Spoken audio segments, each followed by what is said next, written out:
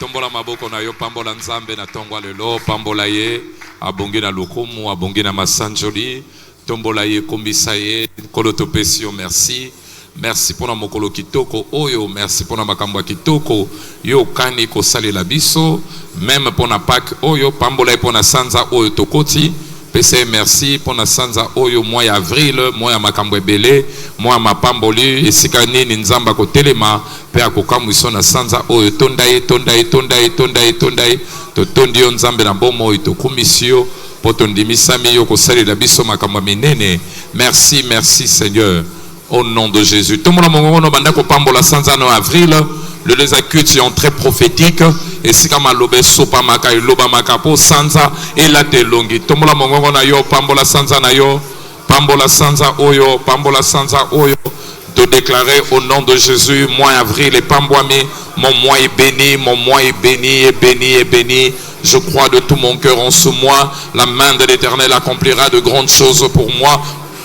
Lobo kwa nzambe ko kamusanga lobo kwa nzambe ko salela biso o mutu moko ta koki ko sala yango to pesio merci nzambe na bomoi poto ebike na sanzo maladie ko landa biso te ba trouble ko landa biso te mabe ko lata banda ku ba famille na biso te au nom de Jésus to bondeli na sanza oyo ezala sanza to zalaki kozela esika bikamo bilembo e ko lata nzoto tondimesami na sanza oyo nzamba komimonisa na ba dimension surnaturelle lo nanu to monate toko mona toko expérimenter loboko na yo nkolo lokolo nanu to simba lokolo nanu to mona yango te na kombo na Yesu to déclarer sanza obiso na mabota na biso to pambwami loboko nzambe ko kamwisa biso pe ko salela biso makambo minene. Au nom de Jésus nous avons ainsi prié.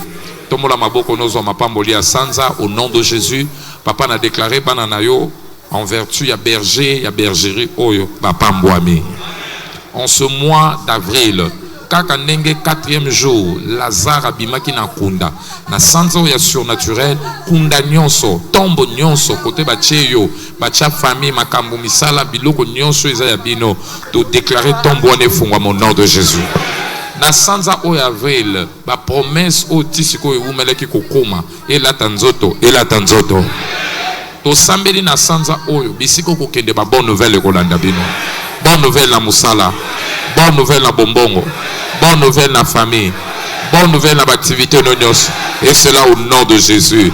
To telemi awa na ngomba pona ko mlaki la mabe projet nyon soit satana. Bible zoloba Dieu anéantit les projets des hommes rusés et leurs mains ne savent l'accomplir. To sambeli ba projet ba to mabe contre yo famille banana yo nyonso etali yo to déclarer ba projet de ko isama na mai.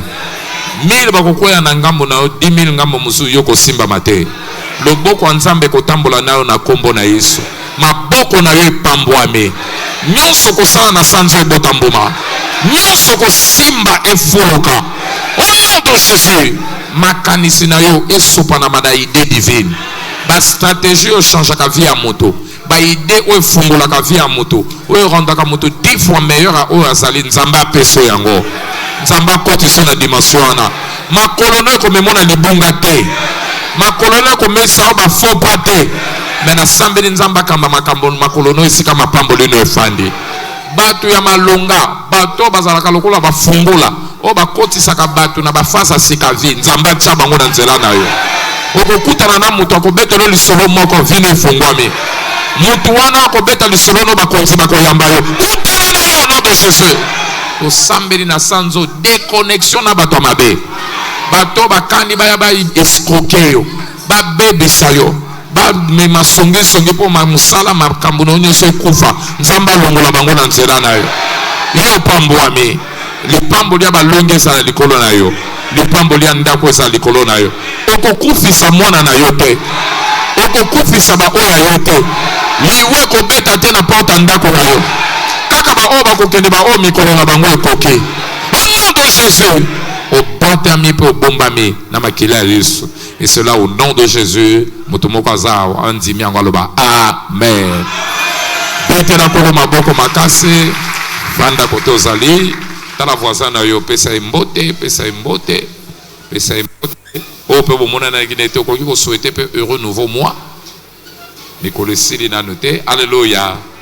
Amen. Ngapela zana esengo na tongwa lelo ya koyamba yo na ndako ya Nzambe. Alléluia. Na yebi lelo journée zalaki bato misusu awa ba connaître ba difficulté mai mbula bato sambeli loboko Nzambe ezala likolo na bango na kombo na Yesu. Nzambe amemio okoma na esika oyo. Nzambe na ayebi ka bombeli loko kaka ndengo koti ya walelo mapamboli ya Nzambe kosopana na vie na yo. Oya ndimiango aloba amen. Augmentez le son de mes retours s'il vous plaît studio. Alléluia. Tozo bosanate na sanza oyo ba déclara ki lité ya maloba oyo, je suis racheté comme une merveille dans mon monde. Répétez yango. Une fois de plus. Et loko nini yango lingelo ba lingelo ba tout simplement Nzamba sombi yo. Musala Yesu asala ki na ekolusu eza pona bimisa yo okoma mutu ya kokamwa na mokili na yo. Loba amen. Somba yo te pose la mutu a confusion ya soni ya kolela. Non, Christ t'a racheté pour que tu deviennes une histoire à raconter dans ton milieu. Que tu deviennes une référence, un étalon, un échantillon ya makambo malamu nyonso Nzamba pesaka. Mikoloko ya posa Nzambe makanisine zani ne soki bazolo bela makambo malamu yo za la matériel didactique nango. Soki bazolo bela makambo malamu baloba makambo o tozolo beleza lokola oyo ndeko na biso azo vivre. O comme référence, o comme sujet, il y a étalon, il y a référence, il y a batobele na masolo. Yango nande Yesu racheta o pona yango. O yandi miango loba mais. Bible za ko loba na Psaume 71 verset 7, wana verset tanga ki na bakute elekaki, balobi awa, je suis pour plusieurs un prodige. Naza mutu o ya kamwisa bato ebele bisika nazali soki naza na koma mutu bakamwisaka bato na ba question mais o mutu ndenge nini makambo bezo koma ka ndenge nini pa na yo abi me ngana yebi yo ndo za sekele na ngai yo ndeza sika na kimaka soki nazo vivre o nazo vivre nazo kamwa o nazo kamwa et ça parce que yo nde sekele na ngai mbula oyo Yesu akozala sekele na yo yo kozala bikamwa pona bato bato batala yo o bayeba o te soki ba monio ba kobanda ko komenga wow ya onto baki ba komona biso komi banane ba wow et di wow comment on nane bato ba ko talo ba ko benga wow le wow de Dieu. Alléluia. Wow made in God. Yo nde Nzamba ko sala yo koma wow wow na bonzambe. Alléluia. O andi mianga lo babe baki sa amen. Mais wow wana po koma wow ezali produit tout simplement. Devenir une merveille n'est qu'un produit. Alléluia. Le produit de quoi? Le produit de l'opération du surnaturel. Moutou a comme un sujet étonnement, ezali moutou a zaka bénéficiaire, il y a surnaturel, il y a miracle et Nzambe où c'est passé où et s'accomplir na katia vinaï. Alléluia. Ba wa ezali ba griffité tozo pesa bateau, mais ezali bateau moko ba comme ba produit fini, il y a opération surnaturelle. Makambo comme c'est bango wow, eza misala ya bateau te, mais eza opération Nzambe na vie na bango. Nzamba opéré na vie na bango yango akomisi bango ba wow yango akomisi bango ba merveille. Alléluia. Pour na nini oye sali makepa Nzambe elekela kaka bato. Praise the living God. Ba koma ka wow te pono sepelo koma wow. Ba koma ka wow po o expérimenter loko moko Nzamba sali na kati ya vie na yo. Et to bosana te psomo zolo ba oyo nyonso uti pa ya Nzambe ezalaka kaka bikamwa. Oyo nyonso Nzamba salaka ezalaka kaka bikamwa. Psaume 118 verset 23. La Bible dit cela est venu de l'Éternel. 2 points. Et ça c'est un prodige à nos yeux. Musala ya Nzambe ezalaka musala ko kamwa. Tout ce que Dieu fait étonne les hommes. Yango wana to bengango le surnaturel, surnaturel. Surnaturel pourquoi? Parce que ça biloko o elekelaka entendement à bateau. Le surnaturel parce que tozo bengango surnaturel parce que c'est Dieu qui en est la source. Non seulement que c'est Dieu qui en est la source, parce qu'elle ne peut recevoir une explication venant des hommes. Alléluia. Tant que le surnaturel, tout ce qui dépasse l'entendement des hommes, tout ce qui ne sait s'expliquer avec les termes humains. Miloko nyonso ezo komelo o maloba bato ko expliquer te. Batali famille outil, batali oyo zanango, batali formation na yo, batali oyo nyonso mutu, oyo nyonso yo zanango, na ba résultat zo pesa e kokanité. Alléluia. Okomi ko tindika bato batuna mituna, eloko nini ezo komela. mutu pour amata azwa promotion avancer na société normale et un certain niveau, un certain diplôme. Mais yo yé pas diplôme à malonga te l'autre côté pas au komi likolo. Et comme il faut etindi kabatu tuna mituna. Omoni makambo nzamba salaka e brisaka ba protocole abatu. Batu ba yebi ke kokende ABC na calcul nzamba ko bansa F G M Z au komi mbala moko. Ba point miso lekiti azana besoin ko lekiti te pour commission sika zo kanela. Na sambeli pour na mutu moko lo boku nzambe kota musala na vina yo. E mema bikamo na Congo na Yesu. Oya ndimi yango lo ba amen. Yango ba ka impossible. Oza ko kutana nango. Réponse nango zakaka miracle ko ute pa nzambe. Un miracle venant de Dieu est capable de résoudre les cas impossibles dans la vie de l'homme. Cas impossible, nous faisons les cas dans la vie à bateau. Un miracle ko ute pa nzambe ezali solution pour na yango. Yango miyo mutoye awo na esika oyo. Nazana objectif moko na tongo lelo nazo landa na vie na yo. Ya liboso ya ko yebisa que kana yo est impossible te pa nzambe. Aux hommes cela est impossible mais pas à Dieu. Devant Dieu tout est possible. Marc chapitre 10 verset 27. Et pour la Bible c'est impossible mais pas nzambe c'est impossible te.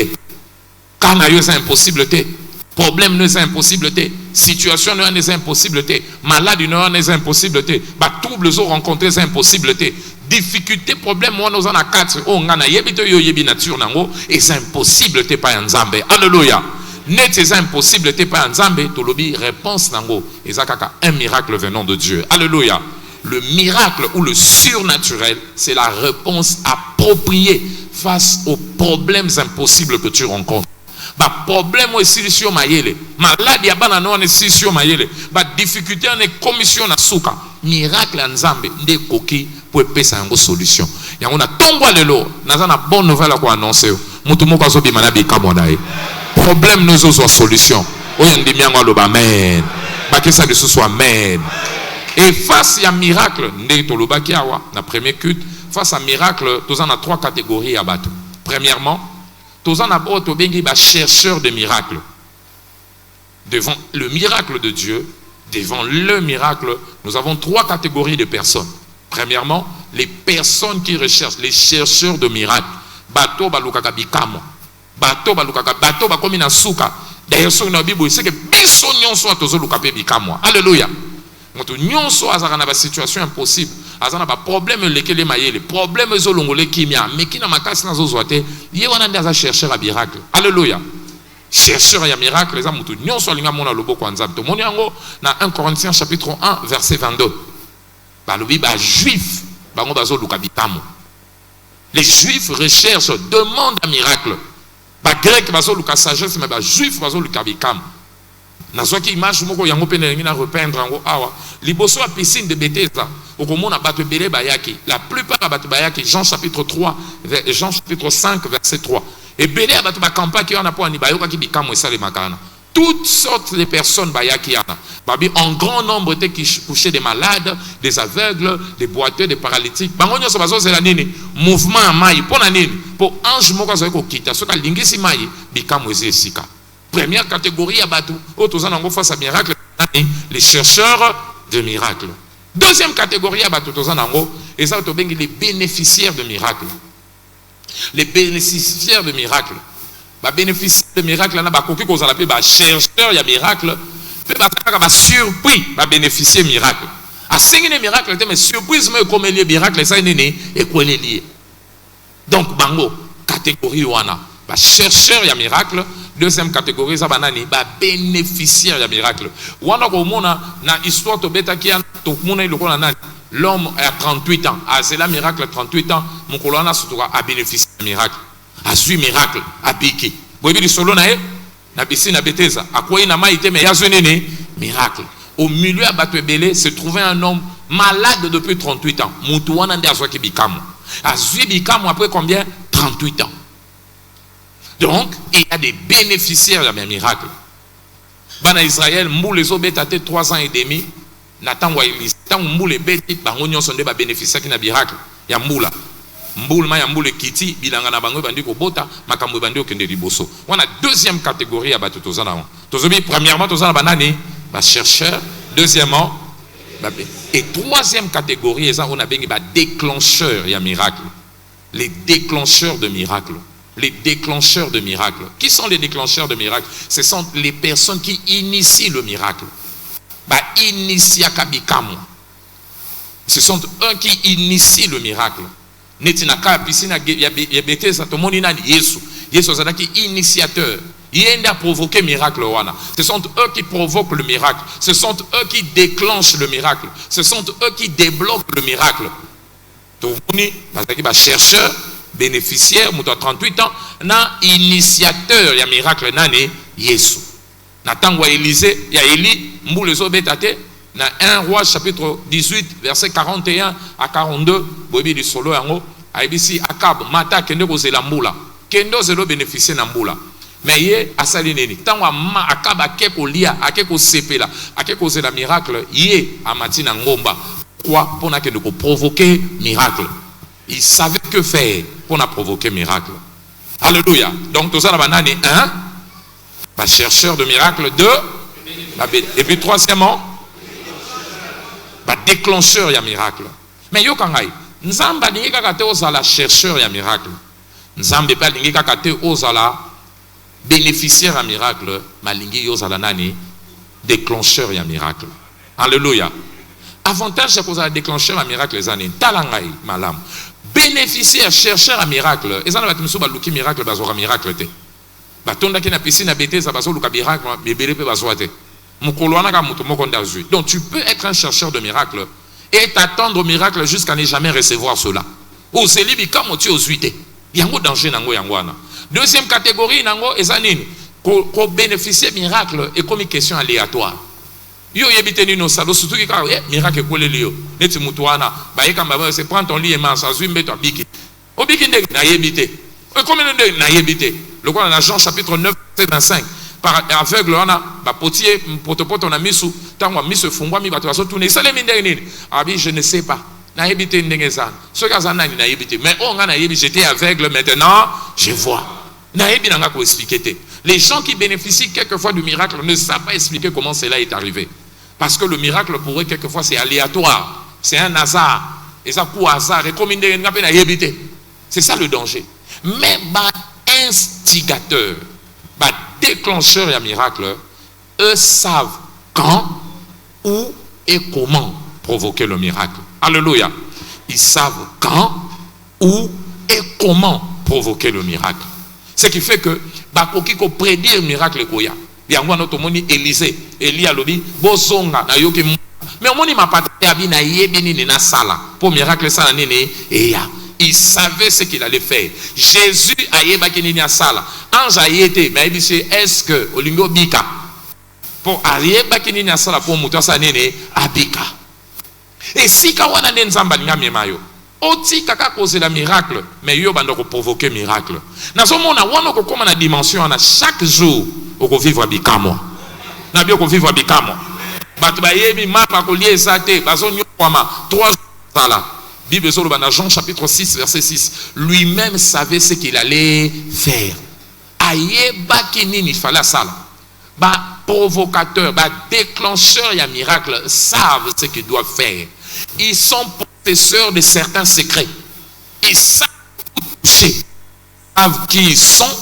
Ils savent qu'est-ce qu'ils doivent faire pour que le miracle puisse avoir. Et na sambeli lelo au courant matière oyo. Nzamba zo longolo na ba catégorie à liboso. Ozo longwa chercheur, ozo longwa bénéficiaire, ozo comme instigateur à miracle. Donc chaque jour, mi kamo do salema na vina yo. Ba amen wana nazo kango bien ten. Oko fanda to lela mais oye ba ninyo sala po bikamo sa nene eh. Batu ba liete mais yeso ayeba kinini asala. Abibo fandi sabango. Bazana pasonga abibo fandi sabango. Je sais que ce que je dois faire. Et il a fait ce qui devrait être fait avant ba miracle ça nene et ba lieti ba tondi. Les gens qui déclenchent le miracle célèbrent Dieu mais ne sont pas étonnés devant le miracle. Différence Yangwan. Ils célèbrent Dieu mais ils ne sont pas étonnés devant le miracle. Pourquoi? Ils savent. Bah, il y a des formules. La formule se trouve entre leurs mains. Dieu leur a donné la formule. Voilà pourquoi ce que Salemi, pamboli nzambe, mais bakamoka na bangote. Alléluia. Mais au contraire, bangonde bakomaka sujet à kokamwe pa bato misusu. Déclencher le miracle fera de toi une merveille pour les autres. Alléluia. Et comme tout ce comprendre tende makambo komyo yo yebi formule ya mwana ndezo koma na sambeli pona yo na école oyo ya neo oyo surnaturel ba clé ba vérité na vérité ya koyeba po yo vivre na bikamo nzamba ko peso yango era ko peso yango makambo ko bongona na ville na kombo na yesu tala yanga voisin no ba voisin ko luka kaka te ko sela kaka te provoquer yango. Yango tozomona sérieux enseignement to bengi débloquer le surnaturel. Débloquer le surnaturel. Débloquer le surnaturel. Donc, oza mate ya batu bazo zela bikamo te, mais oza mate ya batu balingi babanda ko provoquer bikamo na ba famille na bango. Mona no akoyi malade, musale kangami, olio lela ozo seka po yebi nini osala. Masuwa famille na bino zo lingana Yesu azo lala bango baganto kufie mais ya lali poni ayebi soka la muki ayebi nini asala po masuwa esala nini esonga na kimia yango wana nde tozo memo na école oyo okoma na dimension wana ondimi yango aloba mais déjà liboso na ko banda boye ceux qui provoquent le miracle ou ceux qui déclenchent le miracle connaissent certaines choses que les autres ne connaissent pas. Alléluia. Ils connaissent certaines choses que les autres ne connaissent pas. Ils connaissent certaines choses que les autres ne connaissent pas. Ils connaissent quoi, par exemple? Leur identité. Le surnaturel répond à ceux qui connaissent et sont conscients de leur identité. Le surnaturel répond à ceux qui connaissent et sont conscients de leur identité. Surnaturel et ça les makana en fonction de l'identité. Nani ozali, qui tu es? Yangwana nde kozala à la base ya surnaturel au vivre. Boyebi di solo na betaki yango na premier culte na acte 19 verset 11 jusqu'au verset 16. Solo ya Paul, babi Dieu faisait des grands miracles par les mains de Paul. De sorte que les gens touchaient sur son corps, mais plaçaient des linges, des mouchoirs, et ils allaient appliquer sur les malades et les démons quittaient les gens. Les gens étaient guéris. Dimension à miracle. Paul a opéré un miracle dans la dimension du colo. Bana moko ba monie na verset 3 ba zuipe mutaliboma ba bitu ko sala ka le roi Paul a salaki ba bi sort de cet homme au nom de Jésus que Paul prêche. Ah mutalibon en plus bana ngo ba bana souverain sacrificateur ba bi biso peto bana église biso peto bana temple ko ya na église elingo lo bate ko za na connaissance ya oyo zali. Alléluia. Surnaturel et fandi na connaissance ba ke ko sala buzo ba salaki ana apamba yeba na verset 15 des mois talibango atuni bango. Abi, je connais Jésus, je connais Paul. Mais vous, qui êtes-vous? Vous voulez produire le miracle? Vous voulez faire le surnaturel? Qui es-tu?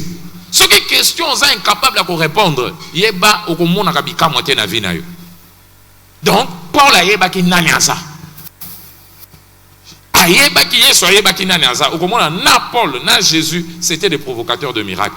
Ils connaissaient qui ils étaient. Ba yeba ki identité na bango mais bano ba yeba ki te conséquence et créer les bango ba trouble Satan a molesté bango parce que ba ke ko meka surnaturel tout en étant ignorant de leur identité. Alléluia. Yango on a première démarche to ça les autres comprendre qui sommes-nous pour vivre et provoquer le surnaturel. Alléluia. Question monene qui suis-je pasteur? Qui suis-je? Na premier culte na lobela ki awa tu es un racheté de Dieu pour vivre comme un esprit dans une chair. Tu as été racheté pour vivre comme un esprit dans une chair. Tu as été racheté comme un esprit dans une chair humaine. Mon collègue soit racheté à zongisio na identité na ya muto molimo. De Tolobaki, Nzambe rakeli muto dans Jean chapitre 1, Genèse 1 verset 26, abi faisons l'homme à notre image et à notre ressemblance. Qui est Dieu? Dieu est esprit. Jean chapitre 4 verset 24. Si l'homme doit lui ressembler, le vrai homme c'est qui? C'est l'esprit. Job 32, 8. En réalité, dans l'homme, c'est l'esprit. C'est l'esprit dans l'homme. Donc, muto nzamba akela muto munene anata afane, muto libandi ana zota langate, akela matatina na mato iminene to amate, akela wanate muto mulaya mkusi anate, akela nde molimo, loba molimo. Yango tala voisin vrai yo esa molimo na kati na yo. Et quand muto aliembuma asumuki, Yesu nzamba yebisake soko lembuma okukufa. Ma lembuma zo vivre nani yango akufake eza nzoto te mais eza mutu molimo nde akufake yango tangu Yesu aye Nikodeme ye komona ye ayebise me ndenge nini ozosala makambo ya boye toyebi qu'il faut utaka epa nzambe mpo osala boye rabi ndenge basala bikambo ya boye Yesu ayebisi il faut botama ya sika il faut restaurer molimo na yo. Jean chapitre 3 verset 3 à 5. Il faut botama ya sika. Soko botami ya sikate abina zonga na libumu abite tozo bate ko zonga na libumu ko so botama une fois mais botama na molimo zonga na molimo no zonga na bomoy abiso ki molimo zonga na bomoy okomi lokola mupepe bakokoka ko contenir yo lisute verset 8 okufula oyebi sika utite baso ebate bisika pozo kende okomi insaisissable incontrôlable pour botami na molimo. Alléluia. Au monde sika nzamba zo mema biso bato basala kabikamwa eza bato ba botama na molimo bato ba koma baza racheter bazala milimo na kati ya nzoto yango vrai yo eza oyo zate. Ta vraie valeur va au-delà de ton apparence physique. Ta vraie valeur c'est celui qui est en toi. Alléluia. La personne qui est en toi qui donne de la valeur à ton corps. Kaka nde to pesa ki exemple soko zu mulanga koka au boîte yango na kati ya poto bimisi puis nango ko ça toujours combien 3000. Pour moulanga koka ils ont 3000. Balola on a poto ils ont combien? Et qu'on a combien? Pour l'année 3000 parce que eux ont la valeur à koka ils ont libanda te mes années 4. Mukolo fungoli koko melio za na 4 mulanga na za na valeur te. Yango pe o yazo peso valeur et ça monte molimo za na 4 nayo. Ye wanande za na valeur. Ye wanande nzamba zo pesa importance. Ye wanande o akosala e ko lata nzoto na vie na biso. Na sambeli pona yo ko banda lelo. Motono akati a telema na kombo na Yesu. Tala voisin loba naza molimo na kati ya nzoto. Paul tango asali bikamwa babi ba nzambe ba ye katikati na biso bato. Nzambe ba ye katikati na nzoto wa bato. Acte 14 verset 11. Donc vous voyez, bato basala ka bikamwa, to bato ba bengami basala bikamwa, ce sont des esprits vivant dans des corps humains. Corps humain. Ndenge yo bengami osala ta voisin no suloba naza esprit yo mo beta tolo naza o nazate mais naza molimo to tanga ki verset mo ka kitoko Jean proverbe 18 verset 14 babi l'esprit de l'homme le soutient dans la maladie o soutient na mutu na maladie za kisite mais za molimo wa mutu yango mona mutu soki déjà za abati abinazo mona nga liwa na omona liwa ta bo soigner ndeni akosuka na kosana nini kokufa mais mutu molimo ne telemi abina kokufa te nano la makambo ebela kosala d'une manière ou d'une autre force wana ya molimo et ko communiquer vie na nzoto na ye avant ye ba kosana nini akozonga na bomoy donc oyo ko soutenir yo za kisite mais za molimo oyo za kati na yo vrai yo za nani yango moni mutu asolola ka nzambe il faudrait que ceux qui l'adorent en esprit et en vérité. Parce que c'est spirituel. Deuxième identité, on a une culte oyo, tu es racheté en tant qu'un lion. Tu es racheté en tant que lion pour vaincre les batailles de la vie. Tu es racheté en tant que lion pour vaincre les batailles dans la vie. Tu es racheté en tant que lion pour vaincre les batailles dans la vie. Osa racheté au sombama lokola nkosi. Au sombama kate osa la berger, brebis na bergerie en Nzambe. Bati misuba yebika naza mpate en Nzambe, naza mpate osa kaka mpate te. Mpate osa pona Nzambe. Pona Nzambe osa mpate. Troupeau ya bergerie nae. Psaume 100 verset 3. Oza na bergerie nzambe oza troupeau. Mais li banda bergerie nzambe azo mono troupeau te. Nzambe azo mono nani? Azo mona yo lion, loba lion. Et batu bazalaka ba lion bangonde ba longa ka ba problème à vie. Ba problème na ba circonstances ezo komela yo.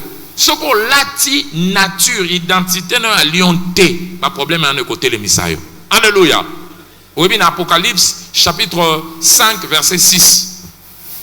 Babi, livre à vie et kangami, ya kangami, m'a destiné à battre moyen fungwa mesate. Ange, amoni apôtre Paul Azolela. Jean, Abi, je pleurais au cours de ce que personne ne fut trouvé digne d'ouvrir le seau et de rompre. Tout kitanano, kita. Qui est digne d'ouvrir le livre et de rompre le seau? Je pleurais, kita, naibandeli. Bandi à partir à verset 2, Ozo kita. Je pleurais au cours de ce que personne n'était trouvé digne d'ouvrir le lot et de rompre le seau. Kita 3, au bandiko kita. Alléluia.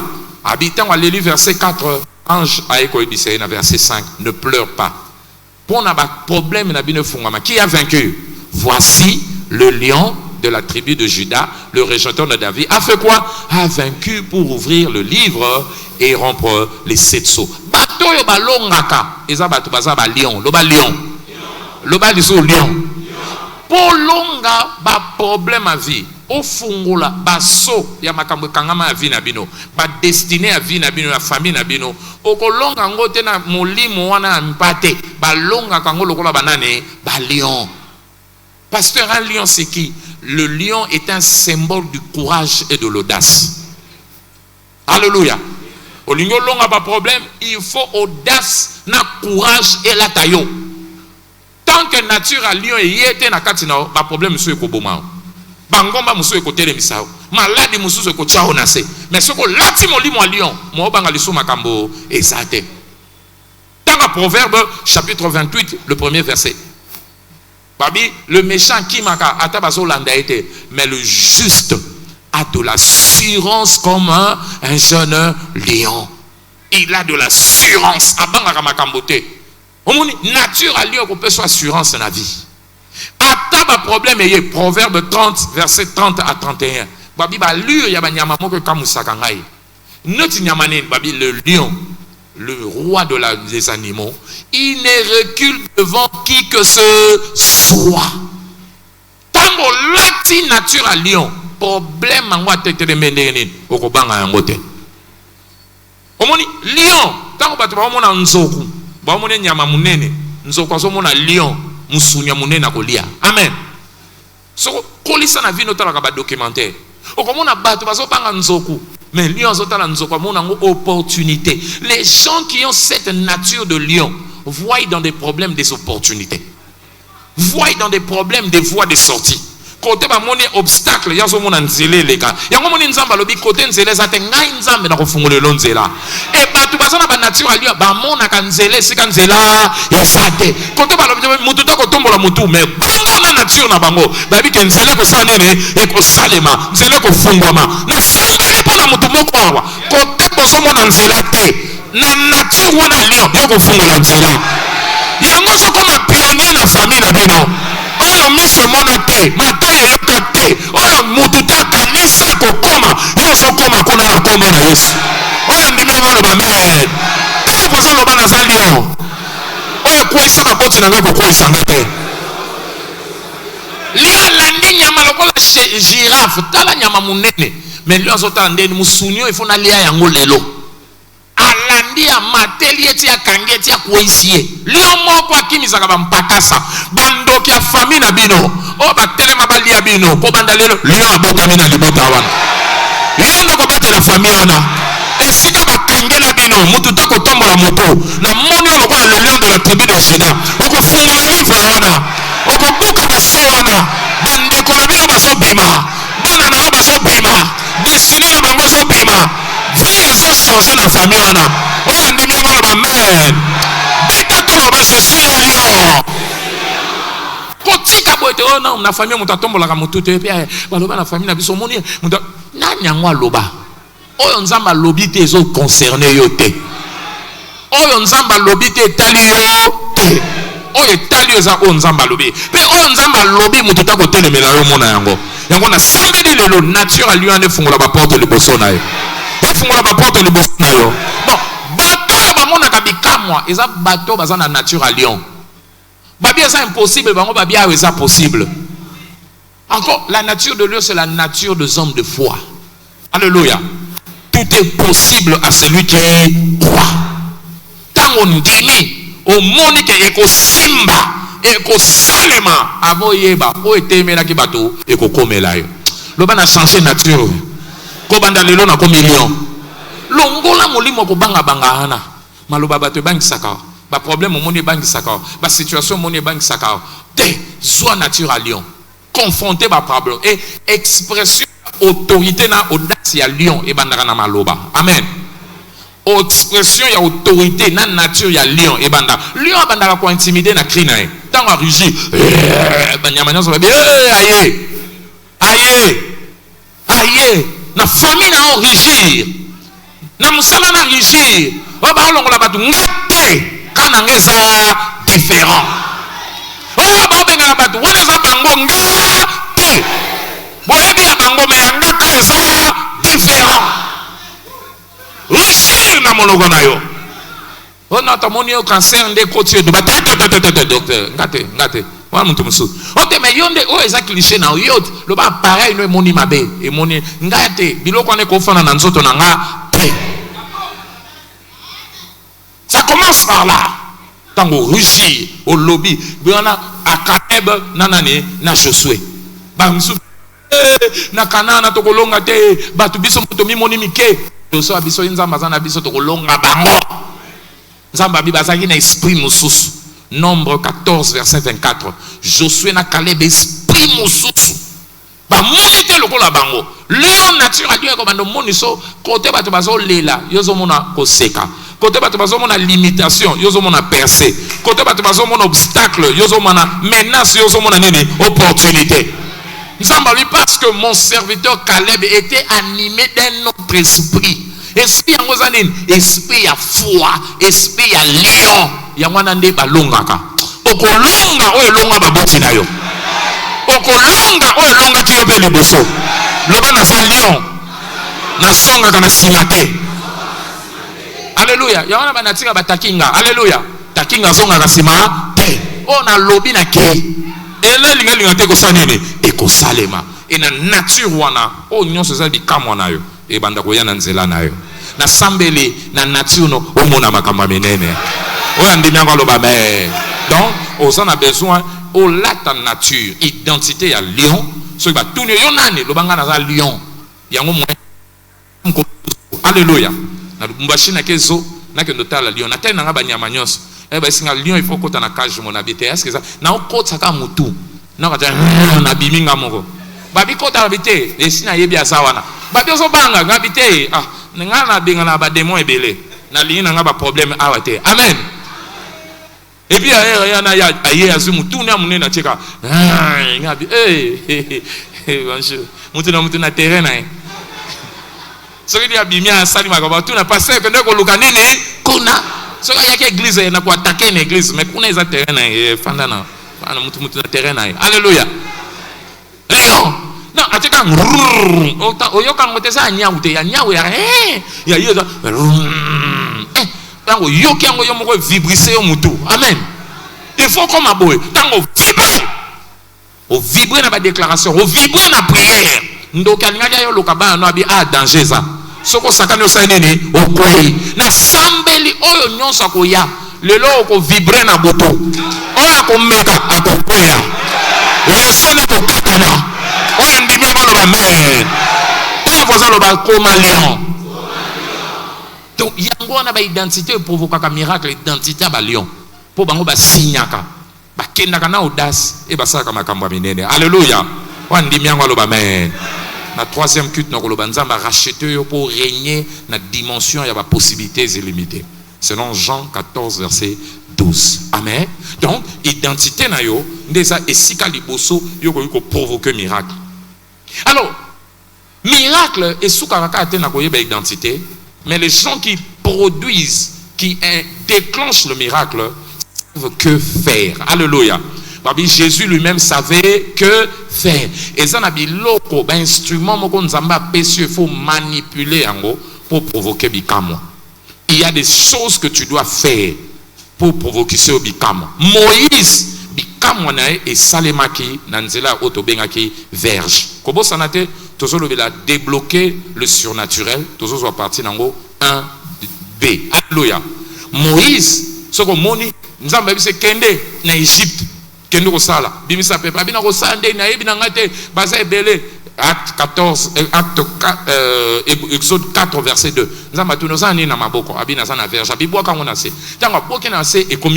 Alléluia. Dans verset 17, il dit, va avec cette verge, c'est avec ça que tu feras les miracles, les signes et merveilles. Donc, signes et merveilles à Moïse, et Salema qui n'a pas été il y a un détail à la Kinango. Et ça n'a pas été mon Zamba Lingo Salanayango, na simante ou ande ko sala ba signes et merveilles. Alléluia. T'as la voisine autour de nous, na nini na maboko na. Bikamwa mingi, o biso to ko produire nzamba tshaka ngo na maboko na biso. Ba verge za na maboko na biso yango nde produisaka ba signes et merveilles. Au lingio provoquer signes et merveilles, il faut découvrir ba nzete nini nzamba zo pesa yo. Moïse a pesa ke verge moko, mais nzamba za na ba nzete bela zo pesa biso. Oyo yo ko kiko salela ngo posa bikamwa. Nzete moko to zo na kito eza ona bengi la verge de la parole de Dieu. Tu peux débloquer le miracle par la verge de la parole de Dieu. Nali lo banzambe okoki sala bikamwa. Alléluia. T'as la voisin le bas voisin. Au niveau sala bikamwa, on en a besoin de lo banzambe. Donc la parole de Dieu, c'est la verge qui provoque la manifestation du surnaturel. Lilo banzambe, oh lilo banzambe, pas lilo banzambe. Yango nande ko sa ba surnaturel et belé. Jean chapitre 1 verset 1 à 3. Au commencement était quoi? La parole était avec Dieu et la parole était Dieu. Au commencement, la parole était avec Dieu. Verset 3, toutes choses ont été faites par elle et rien de ce qui a été fait n'a été fait sans elle. Donc, l'ilobande créant son création. Hébreux chapitre 11, le verset 3. C'est par la foi que nous reconnaissons que le monde entier a été créé par quoi? Par la parole. L'Ilobanzambe, des instruments, Nzamba Salala qui pourra produire le miracle de la création. Moutoua linga vivre bikamwa et Seigneur là eba place ya l'Ilobanzambe na vie nae. Alléluia. Ta la vie à Yesu bikamwa ndesale dake makamba minene. Bikamwa sale meki na nzeda nene ya liloba. Totanga ke to biba démon bazali ko bima grâce à ne ya parole. Matthieu 8 verset 16. Alobi liloba bikamwa salemi. Donc liloba nzambe yango na des outils o provoquer bikamwa. Alléluia. Jésus a bengani ba démon par sa parole. Par sa parole. Alongi Satan par nini? Par sa parole. Akausin c'est par nini?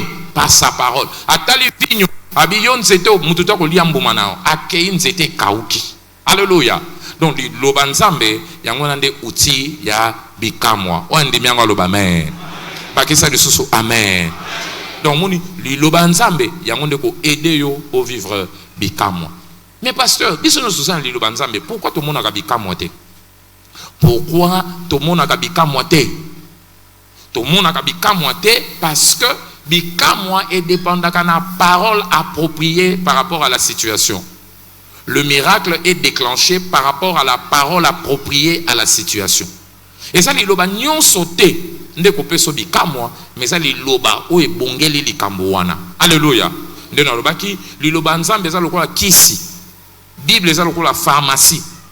Pharmacie a tondi da ba kisi ya ndenge na ndenge.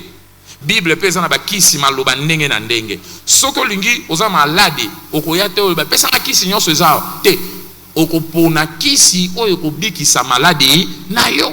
Ba kisi msu eza soko mele ko sala eloko te msu pe ko koma poison na nzoto na yo. Mais ko yana ordonnance o la kisi e pa pharmacien apeso kisi oyo correspondre na nini na maladi na yo. Tuna voisin na maladi neza nini? Maladie n'est pas un problème, nous avons pour mutu na mutu aya azana maladie na ye. Et ce que ça maladie na ekosinga kisi esengeli pour bzwalobi ko na nini na problème na yo. Est-ce que mutu moka yo kinga?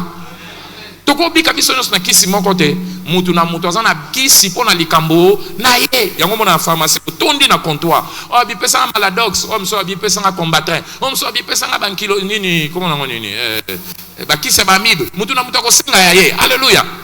Osengi ayo osengi ako mutu na azwi aye pona nini tuna mtu aye na maladi naye o ye na maladi nayo mais on a kisi moko pona maladi wana yango to benga ngo la parole appropriée, la parole correcte, devant ton problème, le miracle est provoqué par une parole correcte.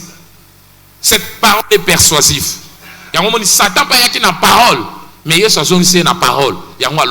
Il est écrit, il est écrit. Il est écrit, il est écrit. Ce qu'on tombe dans l'île malamu, même Satan conseille la l'île mabe pour amener une intoxication dans la vie. Amélie sur la kiss ya mabe, ba kiss ane memelo ni poisson. Au moins basi mso azemi ba peksa ba on ba kisite. Yo mi kisa ba nyama, mais moi ce soir na un mois azemi ako me da ba kisa ba nyama te. E ko bomele mwana. Alléluia. Et comme on est, il y a qui sont interdits par Bassi Azemi. Satan yebi, il y a un moment où on continue à lober seigneur il y a un problème na yo. Quand on met un problème, ma qui c'est seigneur est compliqué vie na yo.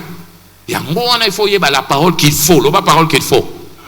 Tout le monde lobo loba nzambe. Tinde nanga li lobe seigneur pour ali kambonanga. A continue lo ngo na kombo na Yesu. Et li loba na yango de même ka conviction. Tant yo kani même est persuadé ba situation no etika yo. Et persuadé de la situation non éthique. Job 6, verset 25. La parole vraie est persuasive. Et claire à conviction. Et fungo la porte di bosso. Yangwana na ndimeli yope ba porte nezo funga mana kombo na Yesu. Ozobi mana di kamboana. Nabi ozobi mana di kamboana. Mais pasteur, pourquoi seulement la parole correcte? Pourquoi la parole? Pour ani li lobanyon sote na il faut qu'on a lu parole li ko lobe sengeli parce que derrière la parole correcte, il y a l'autorité de Dieu. Derrière la parole correcte, il y a l'autorité de Dieu. Nsamba latisi autorité na liloba na ye. Lilobo esengeli, lilobo eza correct. Yango nde to tambola na autorité ya Nzambe. Alléluia. Alléluia.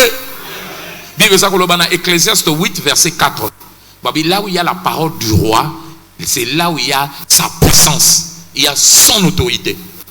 Tant Nzamba tindelio liloba. C'est comme ça parce que la parole du roi est puissante. Qui lui dira que fais-tu? Tant Nzamba pesio liloba. Muta côté le ménage pour nous au salabwe. Pour baby que wane uti pa nane et pas Nzambe. Yango Luka liloba Nzambe pona likambo na yo. Nene sikana okomona bikamwa. Luka liloba wana. Mais comment recevoir cette parole, pasteur? Comment? Par le Saint-Esprit. Alléluia. Par qui? Le Saint-Esprit. C'est le Saint-Esprit qui nous révèle les paroles qu'il faut pour nos situations. Aux gens en situation compliquée, aux gens en problème, aux gens en besoin d'un moli mon santo. Ndeka kana beta ki lisolo soko za na pharmacie. Ofandi ba ki c'est belé. Okoya te na pharmacie yo mo oke de kopona. Okoye ba te côté ba ki c'est ça. Mais pharmacien te kakana yebi côté ba ki c'est ça. Obi pesanga maladox. Akobaluka akotuno te eza wapi ye mo yebi ranger côté zalaka. Alléluia. Asimbi ayelio kisi. Nenge pe nani azali Nzambe ayebi côté situation na yo molimo santo ayebi kisi wana lilobe sengeli po peso bikamo tango yeba na ye ako révéler en loba amen. Jean chapitre 16 verset 13 Bible ça koloba kuna clairement le Saint-Esprit vous conduira dans la vérité. Il vous conduira dans la vérité, dans toute la vérité, parce que kolobe la ye monta lobe na makamanga na ebisi aloba. Alléluia. Donc, tant que mon sang doit y indiquer la parole qui peut changer la situation. Andimia va le bamen. Andimia tout son le bamen. Babi, oh, yo mis ce mon ate mato yo kate matate na mutema na biso. Kamunzamba bombe li bato alingaka. Mais ma kambwango azo révélé bango na molimo santu. 1 Corinthiens 2, verset 9, kino verset 10. Makambo non to mona te ya minene oye kamu sabato oye kokomisa biso ba wow na mukolo na biso makambo na Nzamba bongise biso mazo révéler biso na nani molimo parce que molimo ayebi nyonso asonda quand même mozindo ya Nzambe na sambe lipo na mutu moko aza molimo santo ko révéler o eza ya yo ako révéler maloba eza ya yo oko mema changement na vie na yo oye ndimi yango aloba amen bakesa yesu so amen ako révéler kakate ako rappeler yo pe. À chaque fois que c'est nécessaire. Le Saint-Esprit ne nous révèle pas les paroles qu'il faut, mais il nous les rappelle aussi lorsque c'est nécessaire. Il nous rappelle lorsque cela est nécessaire. Stock, provision, réservoir, mais on a besoin d'ango. Ni matin amsu batu baso yoka. Oyoke lo matin on dit ehebote c'est na besoin d'ango te. Mais ça ba stock ozo ça, lo ba stock. Lobby er besoin li lobo ekoya neti koti kati no molimo sata koso yango amatisi yango na motema na apesio po obundisa problème na yo loba amen bakisi so amen kala mwasi na ngaza osala zo somba bakisi akotia bakisi ya banini ngapi mozo somba bakisi boye pour ani tout ça habiter po moi kosukoso ko ya mwana moi miyoyo fièvre tout ça bakisi eza po ezela yango mukomsu to fana ka mwana kosukoso bandie na butu habiter ko banga te pharmacie ezali alléluia ake kunazi mais question habiter na somba ka ngo provision malobozo yo kapeza ba provision mukola problème ozanga solution te molimo sata ko zuango kaka yenango apesio obimaka na likambo to sanene obimi yango bible so benga na Jean 14 verset 26 il vous rappellera na dernière partie a ko rappeler bino même makambo o na yebisa bino makambo bate ya bino Jean 14 26 il va vous rappeler ça a ko rappeler bino yango a ko rappeler bino ba mate ya wana a ko rappeler donc olingi les bonnes paroles balola misuna na molimo santo amen. Donc, liloba nzambe de ko provoquer nini surnaturel, miracle nanga. Mais pasteur, pour que la parole agisse, que dois-je faire? Que faire pour que la parole de Dieu agisse, produise un miracle en ma faveur? Que faire pour que la parole de Dieu produise un miracle en ma faveur? Rapidement, premièrement, nous devons la recevoir. Nous devons la recevoir. Reçois cette parole. Yamba ngona mutemana. À tous ceux qui l'ont reçu, il a donné pouvoir. Parole yanzambe. Après c'est bango pouvoir de devenir enfant de Dieu. Et bandakawana yamba lilobana na mutemana. Jean chapitre 1 verset 12. Deuxièmement, et nous devons croire en la parole. Nous devons croire en cette parole. Nous devons croire en cette parole. Ndimela liloba wana. Sa nene ndimela liloba. Liloba ndimeli te moye botela yo ezate. Ozali ko boso likamuno nzamba pesio liloba. Ndimela liloba neke kosa. Ba problème eleke est-ce que kokoka ndimela nzambe. Liloba ndekela mokili e ko kelele onzela e ko peso solution. Sala yango nene confiance. Hébreux 4 verset 2. Bible bi devant makamuna bango wana nani et qui vous soit fait selon votre foi. Tu dois croire. Matthieu 9 verset 29. Troisièmement, obéis aux recommandations de la parole avec foi. Obéis. Nous devons obéir aux recommandations de la parole avec foi. La recommandation lilobana na kondima nyonso. Soko ko ndimela ngona kondima. Okoko salela yango ko obéir ngona kondima okomona bikamo. Maria yebisi bango abi tout ce que vous dira de faire faites-le. Jean chapitre 2 verset 5. Sala o nyonso ko yebisa bino bo sala. Sala yango ko be ngo karate sala o ko yebisa bino bo sala nene bo sala. Na ko sala ndo ko zo solution na likamuna. Jean chapitre 2 verset 5. De obéir na foi bonde okomona bikamo nzambe. Nazomona mutu moko awa makama minene zo bando komelaye. Aibisi avec la na keno ko sukola misu nayo. Na pcho poto kende. Abina komona te ba signa kei a obéir na obéissance na ye na kondima ndazonge azongela ki komona. O nyonso nzamba zo senga ona liloba. Po liloba mso ko yao kana ba recommandation. Salabo. Yo sala yango na kondima okomona loboko nzambe. Wandimi yango loba amen. Nazo mono ko bima na ba problème na yo. Tala voisin loba voisin. Naza chercheur ya miracle te. Naza kaka bénéficiaire ya miracle te. Naza déclencheur ya miracle. Nanzela liloba nzambe. Naza na ko luka nzambe. Yo pe fo luka nzambe. Apeso lilobe sengeli. Po yo sala bikamwa. Po yo mona bikamwa.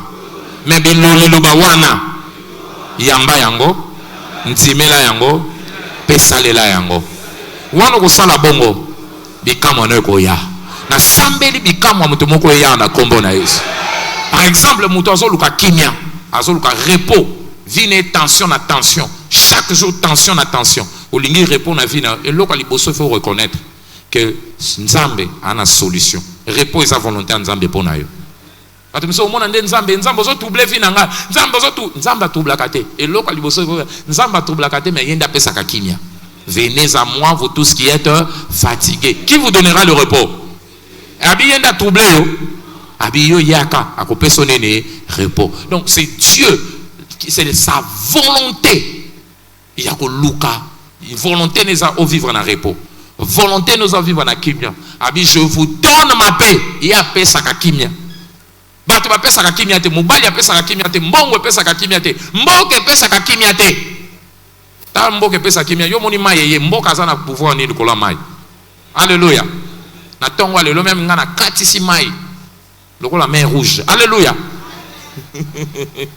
Ata bobi mboka koma mai te mai ye même na poto ba dindaka.